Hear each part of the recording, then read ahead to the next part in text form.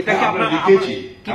কিভাবে দেখছেন? আমরা লিখেছি যে এটা তো গোপনে তারা একটু লুকিয়ে করার চেষ্টা করছে, মানুষকে কনফিউজ করছিল। আসলে ত্রিপুরা মাথার জন্ম হলো যখন সিএবির বিরুদ্ধে আন্দোলন হয়, জিরানিয়াতে গোলাগুলি হয়, তখন এই কয়লা জাতি পার্টি বলে বিজেপির সিএএ আন্দোলন মানে সিএএ আইন করার বিরুদ্ধে, বিজেপির বিরুদ্ধে লড়াই করার জন্য এই ত্রিপুরা মাথার উৎপত্তি হয়েছিল। এখন সিএএ তো এখন আছে, তাহলে যে সিএএ করেছে, যারা গুলি করেছিল, তাদের সঙ্গে কি করে গেল তারা? তারপরে জনগণের সঙ্গে তারা বিশ্বাসঘাতকতা করেছে এবং এটা করবে আমরা আগেই জানি।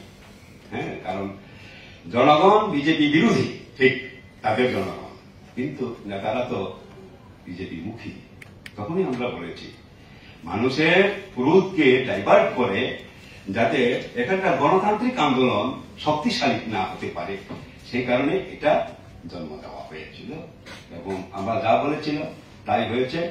এই যে জনগণের সামনে যে কথা তারা বলেছিলেন, গ্রেটার ত্রিপুরাল্যান্ড, তাদের চুক্তিতে এটা এই শব্দটাও নেই, কনস্টিটিউশনাল সলিউশন নেই, কবে নাগাদ হবে তাও নেই। এটা বলার চেষ্টা হয়েছে ল্যাঙ্গুয়েজ, ল্যান্ড রাইট, এগুলো তো আগেই আছে, এডিসিতে সব রাইট আছে, কিন্তু বাট আমরা আমাদের প্র্যাকটিক্যাল অভিজ্ঞতা থেকে বলছি ওই যেটা এডিসিতে আছে এটা সাফিসিয়েন্ট না, আর একটু দেওয়া দরকার, সেটা বলছে, কিন্তু কিছুই নেই এখানে।